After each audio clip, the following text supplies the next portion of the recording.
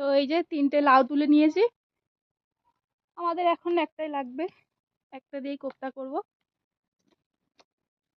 কোপ্তা আমি কোনোদিন বানাইনি আগে, লাউ দিয়ে তো অনেক কিছু বানিয়েছি, হালুয়া করে খেয়েছি, তারপরে পরোটা তো খাই। তো লাউটা ছুলে নিয়েছি আর এই যে লাউটা এবারে গ্রেট করে নিচ্ছি। লাউটা গ্রেট করে নিয়েছি আর এর মধ্যে দিয়েছি হলুদ গুঁড়ো, লঙ্কার গুঁড়ো, ধনের গুঁড়ো, তো একটু কাঁচা লঙ্কা একটুখানি আর কি হালকা একটু থেতো করে দিয়ে দিয়েছি, আর একটু আদা থেতো করেছি।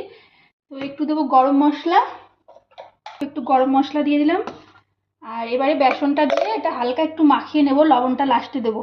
দেখো বেসনটা দিয়ে একটু হালকা মাখিয়ে নেবো, এটা বেশি। তেলটা গরম হয়ে গেছে আর এই যে কোপ্তাগুলো এরমভাবে গোল গোল করে গরম তেলের মধ্যে দিয়ে দিচ্ছি। দেখো এই যে বেসনটা কিন্তু একদম কম দিয়েছি, বেশি বেসন দিইনি, তাহলে পরে কিন্তু বেসনই বেসন লাগবে খালি। মিডিয়াম আছে লো ফ্লেমে, তো এটা আস্তে আস্তে ভেজে নেব।